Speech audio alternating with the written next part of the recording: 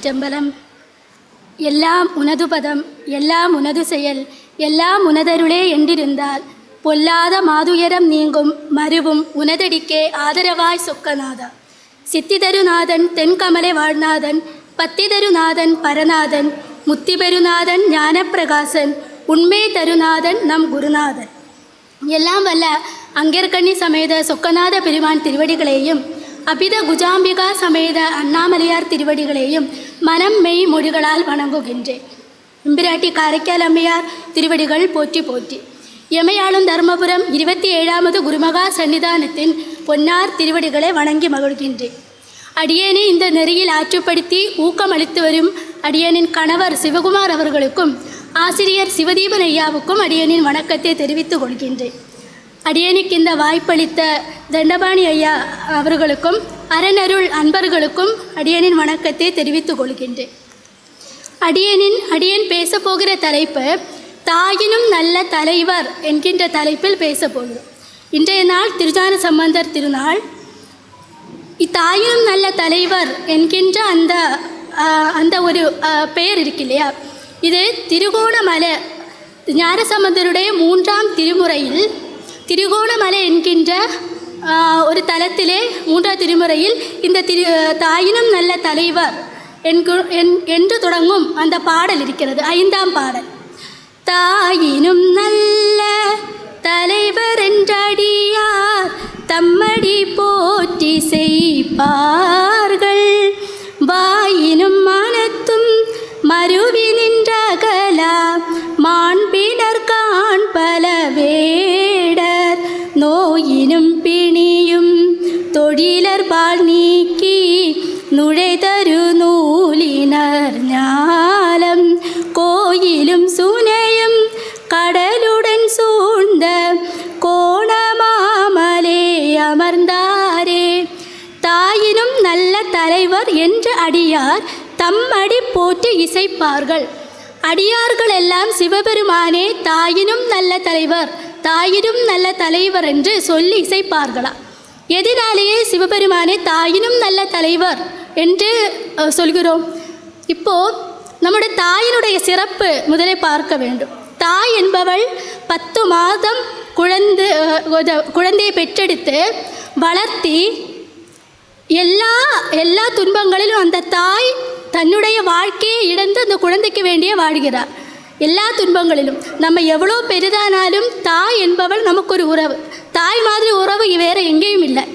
அப்பேற்பட்ட அந்த தாய் நமக்கு கடவுள் தான். தாய் தந்தையர் நமக்கு கடவுளாகவே இருக்கின்றோம்.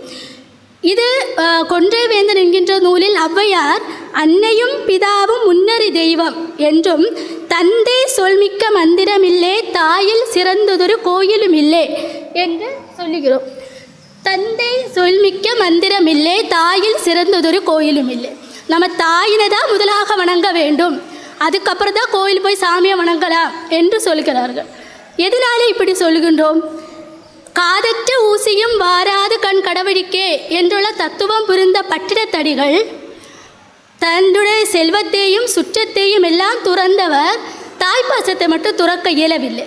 அவருடைய அம்மாவுடைய இறுதி சடங்கில் அவர் 10 பாடல் புலம்புகிறார். 10 பாடல். முதல் பாடல் 2 திங்களாய் அங்கமெல்லாம் நொந்து பெற்று பையலென்ற போதே பரிந்தெடுத்து செய்ய இரு கைப்புறத்திலேந்தி கனகமுல தந்தாளே எப்பிறப்பில் காண்பேன் இனி என்று.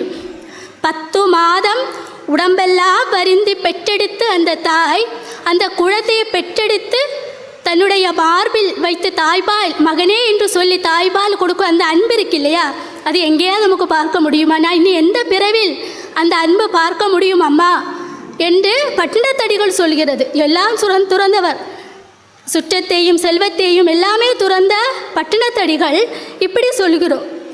இப்படி என்ன அந்த அம்மா என்று நம்ம சொல்லல, அந்த அம்மாவுடைய சிறப்பு என்னது என்றதாக இருக்கும். அம்மாவுடைய சிறப்பு மட்டும் இல்லை, அம்மா அப்பா என்கின்ற அந்த பெயர் இருக்கு இல்லையா, அதனுடைய சிறப்பும் அதனுடைய பெருமையும் ரொம்ப பெரிதாக இருக்கிறது. பேய் வடிவம் பெற்றுக்கொண்ட காரைக்கால் அம்மையார் தலையினால் நடந்து கைலாயத்திലേക്ക് போகும்போது உமையம்மையும் சிவபெருமானும் கைலாயத்தில் இருக்கிறோம். உமையம்மை வரும் அந்த எலும்பு கூடாக இருக்கிறோம் இல்லையா, அந்த உருவத்தை பார்த்து சிவபெருமானோட தலையினாலே நடந்திங்கு ஏறும் எம்பெருமானோர் எற்பின் யாக்கே அன்பெண்ணே, பெருமானே இங்கே தலையினால் நடந்து ஏறும் இல்லையா அந்த உருவம், அது என்ன யாருன்னு கேட்குறான். அப்போது சிவபெருமான் வரும் இவள் நம்மே பேணும் அம்மேகாள், நம்மை பேணும் அம்மையக்காள். ஏங்க அவர் இப்படி சொல்கிறாங்க? அம்மையப்பரே உலகுக்கு அம்மையப்பர் என்று திருக்களிச்சப்படியாரில் சொல்கிறோம். அம்மையப்பர் தான் இந்த சிவபெருமானே, பார்வதி தேவி தான் உலகத்துக்கே அம்மையப்பர். தாயுமிலி தந்தையிலி தான் தனியன் காணேடி மணிவாசக பெருமான் சொல்கிறோம். இப்படி இந்த உலகமே அவருக்குள்ளேயே இருக்கும்போது அவர் கரைக்கல் அம்மையாரை பார்த்து வரும் இவள் நம்மை பேணும் அம்மையகாள், பேணும் அவள் பெண், என்னை பேணும் அம்மே என்று சொல்லி அம்மே என்று உலகமெல்லாம் உய்யவே அந்த செம்மையான அந்த மொழி அருளி செய்தாரா. அப்போ அம்மே என்கின்ற அந்த மொழியினோட சிறப்பு பாருங்க, பெருமை பாருங்க. அப்போ காரைக்கால் அம்மையார் அப்பா என்று அழைக்கிறது. அப்போது அம்மா அப்பா என்கின்ற இந்த இரண்டு மொழிகளுக்கே அவ்வளோ சிறப்பு இருக்குங்க. அப்போது தாய்மை குணமுள்ள ஒரு பெண், அவள் ஒரு குழந்தையை பெற்றெடுத்து தான் அது தாய்மை குணம் இருக்குன்றில்லை, பெற்றெடுக்காமல் இந்த தாய்மை குணம் இருக்கும் அனைத்து பெண்களும் தாயார் தான். ஞானசம்பந்த பரமாச்சாரியாருக்கு 3 அம்மை என்று சொல். ஒரு அம்மா தன்னுடைய குழந்தை பகவதியா பெற்றெடுத்து தாய்ப்பால் ஊட்டினார். 2வது அம்மா தோணிபுர சிகரம் பார்த்து ஞானசம்பந்தர் அழும்போது சிவபெருமான் சொல்லி பொற்கிண்ணத்தில் அந்த பாலோட ஞானத்தையும் சேர்த்து ஊட்டினார். 3வது ஒரு அம்மா இருக்கிறீங்க, அந்த அம்மா ரொம்ப சிறப்பு. மதுரையிலே நின்றசீர் நெடுமாற பாண்டியனுடைய மனைவி மங்கையர்க்கரசி அம்மையார்.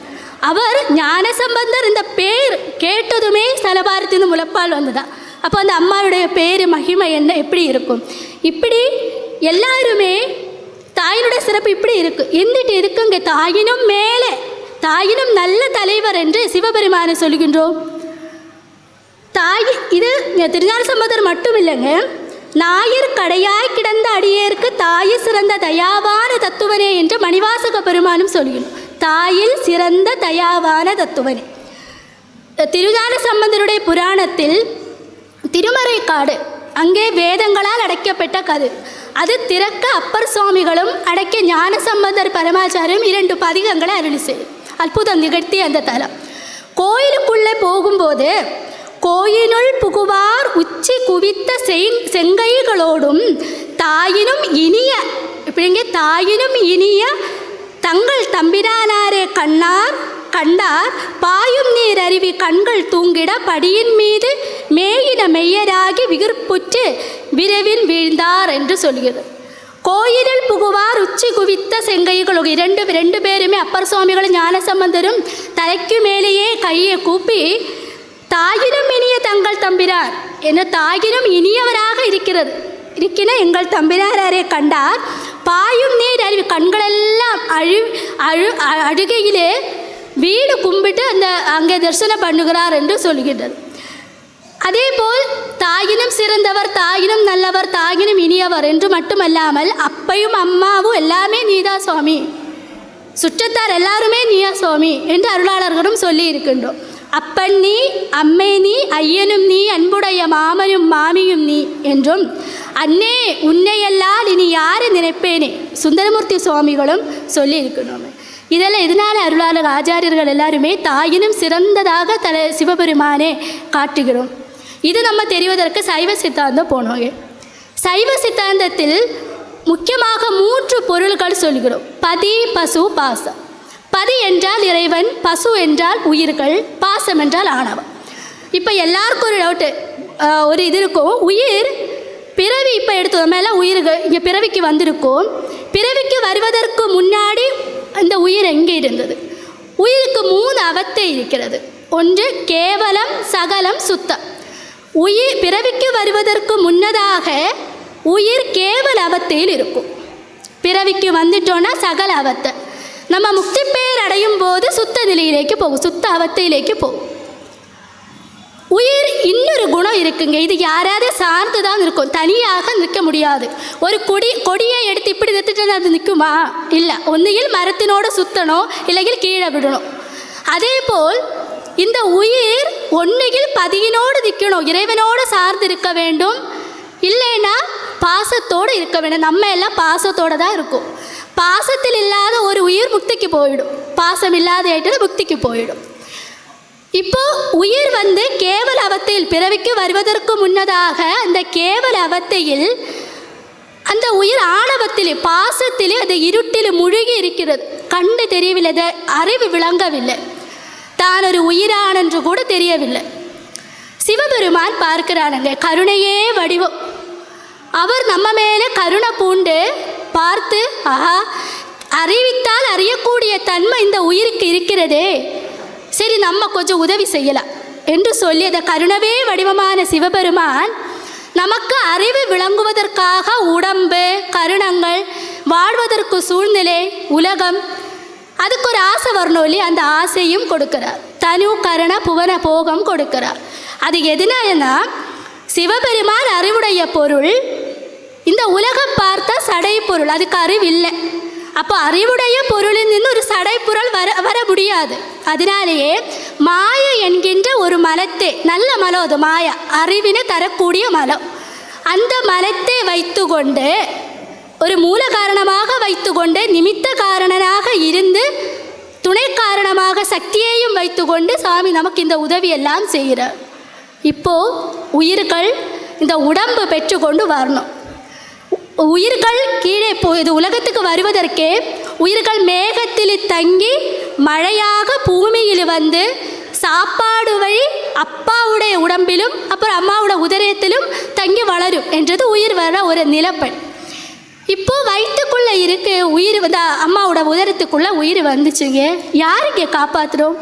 பிறவிக்கு வருவதற்கு முன்னாலேயே உதவி செய்தவர் சிவபெருமான். இப்போ அம்மாவோட உதரத்தில் இருக்கும்போது அம்மாவுக்கு ஏதாவது செய்ய முடியுமா? நம்ம போய் ஸ்கேன் பண்ணுறோம், 2வது மாதத்தில் அபோர்ஷன், ஹார்ட் பீட் இல்லை, அது இது சொல்லி குழந்தைகளெல்லாம் இதாகும். அப்போ உதரத்தில் 10 மாதமும் அந்த உயிரை யார் காப்பாற்றுகிறது? சிவபெருமான் தான். சிவபெருமான் தான் அது உயிர்களை காப்பாற்றுகிறது. உமாபதி சிவாச்சாரியார் போற்றி பகருடை என்கின்ற நூல் சொல்கிறது.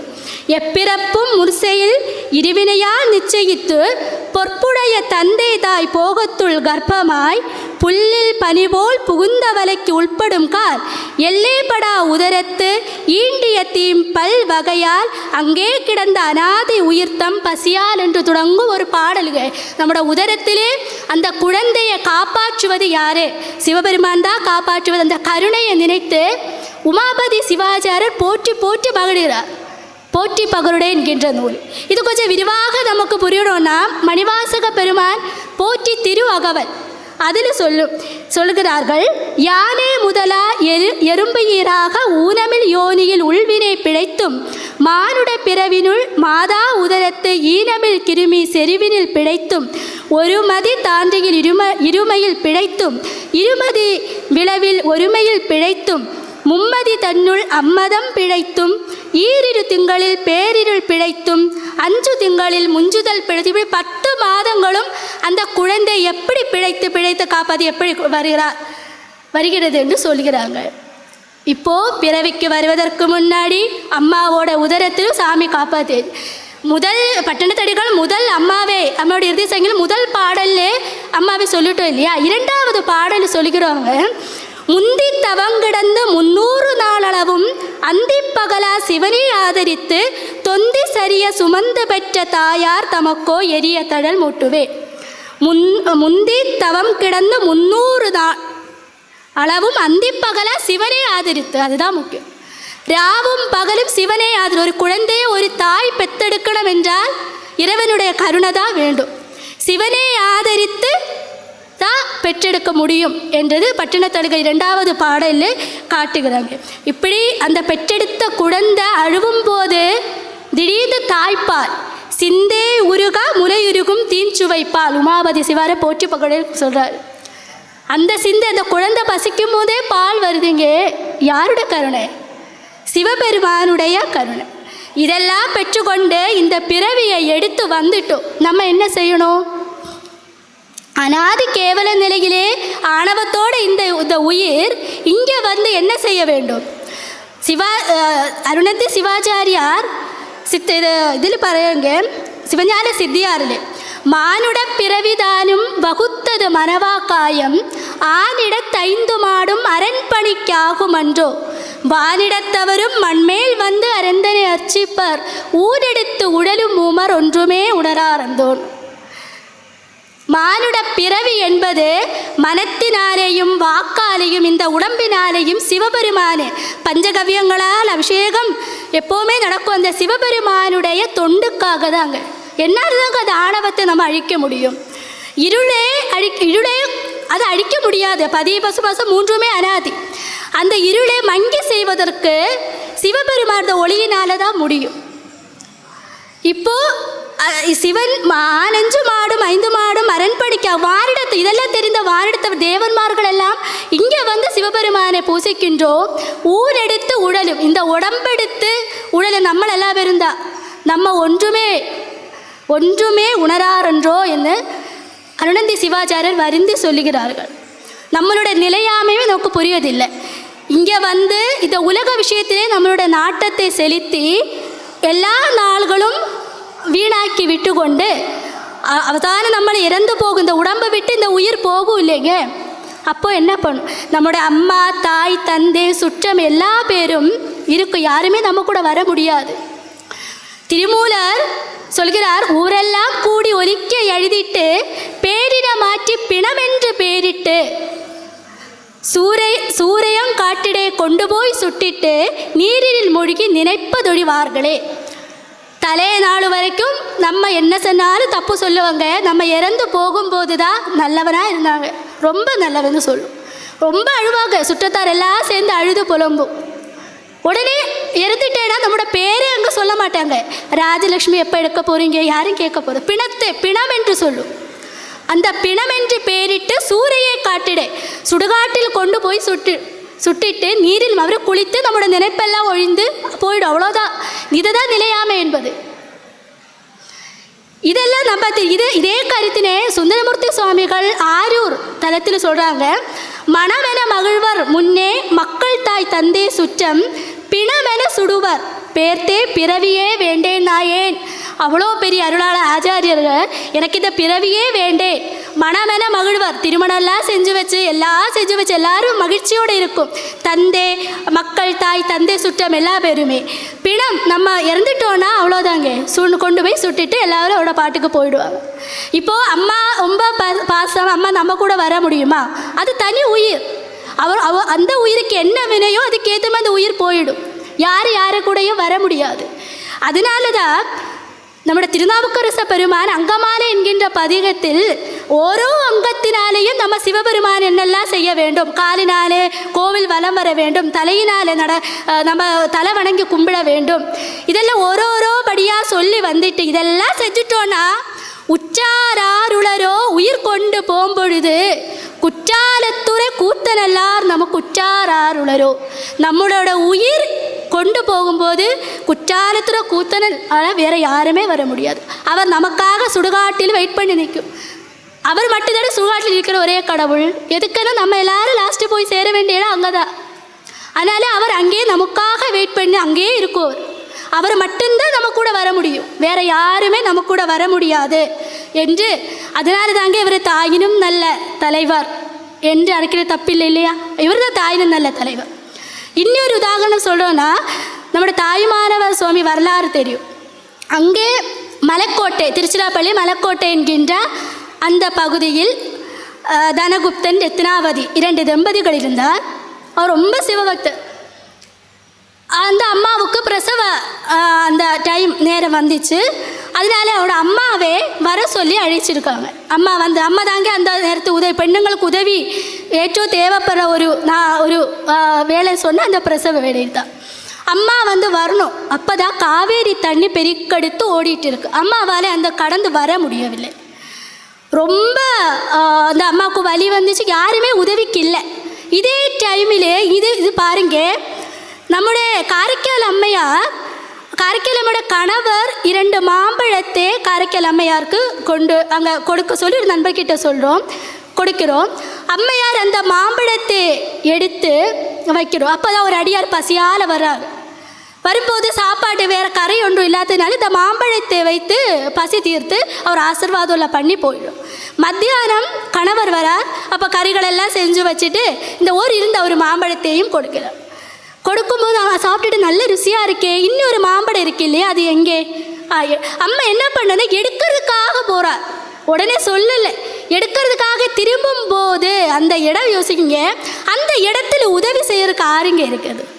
அந்த இடத்திலே அந்த அம்மாவுக்கு உதவி செய்யறதுக்கு அதில் சேக்கிழார் சுவாமிகள் சொல்கிறார், மெய் மறந்து நினைத்து உற்ற இடத்து உதவும் விடையவர் தாள் தம்மே கொண்டு உணர்தலுமே. அந்த இடத்தில் உதவக்கூடிய ஒரே ஒரு ஆள் சிவபெருமான் தான். அதனால தான் உடனே ஒரு மாம்பழ கையில் வந்துச்சு. புரியுதுங்களா? இது இங்கே வாங்க, தாய்மான அங்கே ரத்னாவதி அம்மா பிரசவ வலியை துடிச்சிருக்கா. உற்ற இடத்து அந்த இடத்தில் உதவக்கூடிய சிவபெருமான் தாயாகவே, இந்த அம்மாவுடைய தாயாகவே வந்து பிரசவ வேலையெல்லாம் பார்த்து இருக்கிறார். அந்த காவேரி தண்ணி போயிடுச்சு. அந்த அம்மா வரும்போது இவங்கள மாதிரியே ஒரு அம்மாவை பார்த்து திடீர்னு மறந்து ரிஷபத்தில் காட்சி கொடுக்குறேன். இதுதான் அந்த வரலாறுங்க. நான் வந்து கேட்டுவாங்க, வேழத்தை உரித்தவர் பெரிய யாரையை உரித்தவருக்கு இந்த காவேரி தண்ணியை நிப்பாட்ட முடியாதா? முப்புறத்தையும் எரித்தவர் அவருக்கு இந்த காவேரி தண்ணியை நல்லாவே அவர் நினைச்சுதான் இந்த காவேரி தண்ணியை வர வச்சிருக்காரு. மணிவாசக பெருமாற்காக வைகை ஆற்றை பெருக்கெடுத்த செஞ்சவருக்கு இந்த காவேரி தண்ணியை நிப்பாட்ட முடியும். கண்டத்திலேயே அந்த கொடூரமான விஷத்தை வைத்திருக்கிறார், அவருக்கு முடியும். ஆனால் அவர் என்ன எதுக்காக அதை நமக்கு வரலாறு காமிச்சோன்னா, நம்ம எப்போ இந்த உலகத்தில் இருக்கும் அத்தனை பேருக்கும் தாய் தான் முதலே வரும். முதலாகவும் இறுதியாகவும் வரக்கூடிய ஒரே ஒரு அம்மன் தாய் தான். அந்த தாய் இல்லாத இடத்து கூட நீ கவலைப்படாதே, நான் இருக்கேன் என்று அம்மா காட்டுகிறார். அந்த இடத்துல கூட கவலைப்படாதே. வயதானவர்களெல்லாம் என்னோட பெற்ற குழந்தைகளெல்லாம் எனக்கு அருமை இல்லையே, தனியாக கவலைப்படாதீங்க. எல்லாத்துக்குமே சிவபெருமான் கூட இருக்கு. பொண்ணுங்களெல்லாம் தனியாக இருக்கணும், நிறைய பேர் இருக்காங்க. சிவபெருமான் இருக்குன்னு நம்பணும். அவர் நமக்கு ஏற்ற மாதிரி வருவார். ஞானசம்பந்தர் அப்பாவாக நினைத்து வழிபட்டார், அப்பா தான் அவருக்கு. திருநாவுக்கரச பெருமான் தலைவராக நினைத்தார். சுந்தரமூர்த்தி சுவாமிகள் தன்னுடைய நண்பனாகவே நினைத்தார். மணிவாசக பெருமான் குருவாகவே நினைத்தார். நம்ம என்ன நினைக்குமோ அந்த வடிவத்திலே அவர் வந்து நமக்கு அருள் பாலிக்கும். அதனால தாங்க அருளாளர்கள் எல்லாருமே சிவபெருமானை தாயினும் நல்ல தலைவர் என்று சொல்லி நமக்கு காட்டுகிறது. நம்முடைய தர்மபுர மடத்திலே ஸ்தாபகர் குருஞான சம்பந்தர் அவர் ஸ்ரீவல்லிபுத்தூரிலே பிறக்கிறாங்க. ரொம்ப நல்ல சாஸ்திரத்திலெல்லாம் நல்ல தேர்ச்சி பெற்றவர். அவருக்கு ஒரு நாள் ஒரு ஆசை, மதுரையில் சொக்கநாத பெருமானை பார்க்கணும் என்கிட்ட. அம்மா அப்பா சேர்ந்து 3 பேருமாய் சொக்கநாதரை போய் பார்க்குறோம். அங்கேற்கண்ணி சமேத சொக்கநாத பெருமானை பார்த்த உடனே அவர், ஆஹா, இவர் தான் நம்மளோட உயிருக்கு அம்மா அப்பா. இப்போ நான் அழிச்சிட்டு வந்தோம், என்ன அழிச்சிட்டு வந்தோம், அவர் கிடையாது. இவர்கள் எல்லாம் உடம்புக்கு தான் அப்பா அம்மா, இந்த உயிருக்கு அப்பா அம்மா சொக்கநாத பெருமானும் அங்கேற்கண்ணி அம்மை தான் என்று சொல்லி தன்னுடைய தாய் தந்தனை கூட போக மறுத்துட்டு அங்கே நிற்கிறார். அவர் அங்கே இருந்து கொண்டு தினமும் தரிசனம் பண்ணி இருக்கும்போது ஒருவேளை அந்த பொற்றாமரை குளக்கரையில் சிவனடியார்கள் எல்லாம் சிவ பூஜை செய்கின்றோம். அப்போது அது பார்த்துட்டு தனக்கும் சிவபூஜை செய்ய வேண்டும் என்ற ஆசையோடு சிவபெருமான்கிட்ட வேண்டும் போது கனவிலே தோன்றி அவர் பொற்றாமரை குளக்கரையில் ஈசான மூலையில் பெட்டக லிங்கத்தோடு இருக்கிறோம் எடுக்கிறது சொல்கிறார். அப்போது சாமி குருஞான சம்பந்தர் அதை பெற்றுக்கொண்டு அவர், சாமி இனி தனிக்கு திருப்பியும் இது பூஜை செய்யணுமே, பூஜை செய்ய வேண்டும் என்று சொல்லும்போது சுவாமி மதுரை திருவாரூருக்கு போய் கமல ஞானப்பிரகாசர் என்கின்ற குருவாக ஏற்றுக்கொண்டு அங்கேயே பூஜை செய்ய வேண்டும் என்று சொல்லி சாமி அங்கே போய் தீட்சை முதலாக பெற்றுக்கொண்டு தர்மபுர மடம் ஸ்தாபனம் செஞ்சோம் என்று சொல்கிறோம். அவர் குருஞான சம்பந்தர் சொல்கிறாங்க, ஆசையராய் பாசம் விடாய் ஆன சிவ பூசை பண்ணாய் நேசமுடன் ஐந்தழித்தே நீ நினையாய் சினமே தவிராய் திருமுறகளோதாய் மனமே உனக்கு என்னவா என்று நம்மளை பார்த்து கேட்குறாங்க. ஆசையராய் ஒருபோதும் ஆசையை விட மாட்டீங்க. இப்போ ஒன்று கிடைச்சா திருப்பி இன்னொரு தேவை வேணும், அதுக்கு ஆசைப்படுவாங்க. இன்னொன்று பாசம் விடாய். பாசத்தை விடுகிறோமா? பாசத்தில் ஒரு வலையிலே சிக்கிக்கொண்ட மாதிரியே அதை எடுக்க முடியாமல் அந்த பாசத்திலே நம்ம சிக்கிக்கொள்வோம். கணவன், மனைவி, குழந்தைகள், சுற்றத்தார் இருந்து அந்த பாசத்திலே சிக்கிக்கொண்டே இருக்கின்றோம். ஆடை விட பூசை செய்ய, சரி இது ரெண்டும் நீ செய்ய மாட்டீங்க, பூசை செய்கிறோமா? சிவ பூஜை யாராவது செய்கிறோமா? சிவ பூசை என்பது சிவஞான சித்தியாரில் அருணத்தி சிவாச்சாரியார் காட்டுகிறார். தாவர சங்கமங்கள் என்று 2 உருவில் நின்று மாபரன் பூசையை கொண்டு மண்ணுயர்க்கு அருளை வைப்பன் நீ பரந்தரே நெஞ்சில் நினைப்பையே நினைந்த பூசே ஆய்பரம்பொருளை நாளும் அர்ச்சனி அன்பு செய்தேல் என்று. தாவர சங்கமம் லிங்கம் கொண்டும், இல்லை லிங்கத்திலே நீங்கள் பூசை செய்ய முடியலையே, அடியார்களே மாகேஸ்வர பூஜை அடியார் தொண்டு செய்யலாம். இல்லைக்கு குரு தாவர சங்கம வழிபாடு 3 சொல்லி இருக்கு. இதில் ஏதாவது சிவ பூஜை செய்கிறீங்களா? 8 வயதிலே நம்ம தீட்சை பெற்றுக்கொள்ளலாம். 8 வயது ஆகும்போதே சமய தீட்சை, இந்த முதல் தீட்சையும், 2வது விசேட தீட்சா, 3வது ஞான தீட்சா. ஆச்சாரிய தீட்சை இல்லறத்து இருக்கிறவர்களுக்கு எடுக்க முடியாது. இந்த 3 தீட்சைகள் இருக்க யாராவது இதெல்லாம் எடுத்துக்கொண்டு சிவ பூஜை செய்கிறாங்களா? அதுவும் செய்ய மாட்டீங்க. அடுத்ததாக கேட்குற 5 எழுத்தே நீ நினையாய், நேசமுடன் நீ 5 எழுத்தே நினையாய். இப்போ ஆசையை விட மாட்டீங்க, பாசத்தை விட மாட்டீங்க, சிவ பூஜையும் செய்ய மாட்டீங்க. நேசமுடன் நீ 5 எழுத்தே நினையா. நீ நேசமுடன் 5 எழுத்தே நீ நினைக்கிறியா? திருநாவுக்கரச பெருமான் நமச்சிவாயவே ஞானவும் கல்வியும், நமச்சிவாயவே நான் அறிவிச்சையும், நமச்சிவாயவே நான் அவின்று ஏத்துமே, நமச்சிவாயவே நன்னறி காட்டுமே. நமச்சிவாயா தான் நன்னறி காட்ட முடியும். அப்போ தினமும் நம்ம நமச்சிவாய் என்கின்ற அந்த மந்திரத்தை ஜெபிச்சு கொண்டு இருக்க வேண்டும். அதுவும் செய்ய மாட்டீங்க. நேசமுடன் 5 எழுத்தே நீ நினையாய், சீச்சி சினமே தவிராய். சரி கோபத்தை விடுவியா? இது ஒன்றும் செய்ய மாட்டீங்க. கோபத்தை விடுறீங்களா? அதுவும் செய்ய மாட்டீங்க. கோபம் இருந்தால் நம்மளோட தவத்து, நம்ம செஞ்ச தவம் எல்லாம் போயிடும் கோபத்தினாலே. அதுவும் செய்ய மாட்டீங்க. சீச்சி சினமே தவிராய் திருமுறைகளோத. சரிங்க, லாஸ்ட் ஒரே ஒரு இது கூட கொடுக்குற திருமுறைகள் ஓத. திருமுறைகளும் ஓத மாட்டீங்க. அந்த திருமுறை என்பது திருமுறைகள் ஓதாய். திருமுறையோ தாய், திருமுறை தான் நமக்கு தாய். அருளாளர்கள் அருளி செய்த அந்த திருமுறைகள் அதுவும் செய்ய மாட்டீங்க. மனமே உனக்கு என்ன வாய் என்று நம்மளை பார்த்து கேட்குறாங்க. இதுக்கப்புறம் என்ன வேணும்? இதெல்லாம் செய்ய வேண்டும் என்று சொல்லி கேட்குறாங்க. இப்போ சாமியோட ஓரோ செயல் நம்ம என்ன செஞ்சாலும் சாமியை நினைத்து கொண்டு நம்ம என்ன செய்கிறோமோ அதுக்கு சாமி பலன் தரும். ஒரு தப்பு செஞ்சுட்டோம், சாமியை நினைத்துட்டவங்க நம்ம தெரியாமல் ஒரு தப்பு செஞ்சுட்டோம், ஆனால் அவர் நல்லது கொடுப்பார். நீ நல்லதே செஞ்சுட்டு சாமியை நினைக்கவில்லை என்றால் அதுக்கு பலனும் கிடையாது. அது சிவஞான சித்தியார் சொல்கிறார், அரண் அடிக்கு அன்பர் செய்யும் பாவமும் அறமது ஆகும், பரநடிக்கு அன்பு இலாதார் புண்ணியம் பாவமாகும், வரமுடை தக்கன் செய்த மாவேலி தீமையாகி நான் அறினில் பாலன் செய்த பாதகம் நன்மையாய்த்தேன்.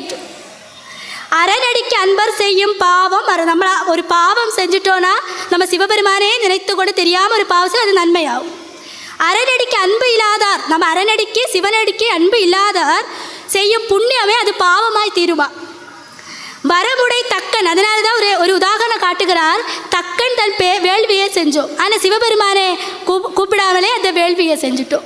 எல்லா தேவன்மாரும் வந்திருந்தும் சிவபெருமானை கூப்பிடவே இல்லை. அந்த வேள்வி என்னாச்சு? தீமையாகி மாறிட்டு.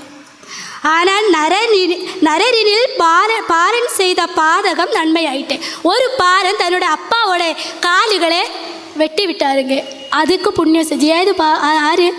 சண்டிகேஸ்வர் பெருமான். சண்டிகேஸ்வர் பெருமான் சேஞ்சல்லூரில் இருக்கார். அவர் மாடினை மேய்க்க போகும்போது இந்த மாடு நிறைய பால் சுரந்துகிட்டே இருக்கும். இது பார்க்கும்போது அவருக்கு சரி நம்ம சாமிக்கு சிவ பூஜை செய்ய, சாமிக்கு அபிஷேகம் பண்ணிக்கலாம். அந்த மணலிலாலேயே சிவலிங்கத்தை செஞ்சு தினமும் அந்த அபிஷேகம் பண்ணிட்டு இருக்கும். அப்போ இவரோட அப்பா தெரிஞ்சிச்சா, அப்பா சரி அது பார்க்க வேண்டும்னு சொல்லி அப்பா மறைந்திருந்து பார்க்கும்போது இதே மாதிரி பாலினால் அபிஷேகம் பண்ணிட்டு இருக்கு. போய் கூப்பிட்டு பார்த்தாரு, அடித்து பார்த்தாரு, ஒன்றும் அவர் அதிலே முழுகி அபிஷேகம் பண்ணிட்டு இருக்கார். அப்போது என்னாச்சுன்னா காலினாலே அந்த பாலை தட்டி வீழ்த்தி விட்டார். உடனே சண்டிகேசர் பக்கத்தில் ஒரு குச்சி இருந்தது, கோலை எடுத்து வீசினார். அது மடுவாகவே போய் அவருடைய 2 கால்களையும் துணித்து விட்டார், வெட்டிவிட்டார். இதுக்காக சிவபெருமான் இறங்கி வந்தாருங்க. சிவபெருமான் இறங்கி வந்து அன்பர் பிரானும் தொண்டர் நமக்கு அதிபனாக்கி, அவரோட தொண்டரிலே அதிபனாக்கி மாற்றிட்டார் சண்டீச பெருமானே. அனைத்தும் நாம் உண்ட கலவும் உடுப்பனவும் சுடுவனவும் உனக்காக சண்டீசருமா பதம் தந்தோம் என்று அங்கவர் பொன்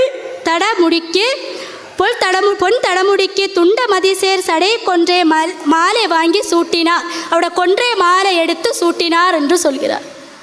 அப்போ அந்த சண்டிகேசர் செய்த அந்த பாவத்தை, அப்பாவுக்கு செஞ்ச அந்த பாவத்தை புண்ணியமாக மாறிவிட்டது. அதேபோல் நம்முடைய குரு என்பவர், குருவும் சிவனும் வேற கிடையாது. நமக்கு இதில் சொல்ல உந்தீபறையிலே அகலமாய் யாரும் அறிவறித பொருள் சகலமாய் நின்றது உந்தீபற என்று. சிவபெருமான் நமக்கு பெட்டன்னு வரக்கூடிய அவர் நினைத்தாதாங்க நமக்கு அது அருள் கிடைக்கும். அதனாலே நம்மளொரு குருவினை குரு நமக்கு தேவை. அந்த குரு இருந்தால்தான் நமக்கு நம்மளோட அந்த ஞானம் முழுமை ஆக்கிறதுக்கு அந்த குரு தேவை. நம்மளோட தண்ணி தாகத்துக்காக கடல் தண்ணியை போய் குடித்தா அது தாகம் சமிக்காது. நம்ம எவ்வளோ படித்தாலும் அந்த ஞானம் நமக்கு கிடைக்க வேண்டும் என்றால் குரு தேவை. அதனாலேயே சொல்கிறார்கள், சாத்திரத்தை ஓதினார்க்கு சத்குருவின் தன்வசன மாத்திரத்தே வாய்த்த வளம் வந்துருமே, ஆர்த்தகடல் தண்ணீர் குடித்தவர்க்கு தாகம் தணிந்துடுமோ, தென்னீர்மையால் இதனே செப்பு என்று. அந்த குருவினை ஏற்றுக்கொண்டு சிவபூஜா தீட்சை முதலாகவே பெற்றுக்கொண்டு நல்லபடியாக நம்ம சாமி வழிபாட்டில் இறங்கி நம்மளோட இந்த தாயினும் நல்ல தலைவராக சிவபெருமானே நமக்கு அவர் மட்டும்தான் இருக்கு என்று நினைத்து கொண்டு சிவபெருமானே நம்ம வணங்கி உய்ய வேண்டும் என்று எண்ணிக்கொண்டு மூர்த்தி எல்லாம் வாழி எங்கள் மோனகுரு வாழி அருள் வார்த்தை எங்கும் வாழி அன்பர் வாழி பராபரமே. திருச்சிற்றம்பலம். சரி.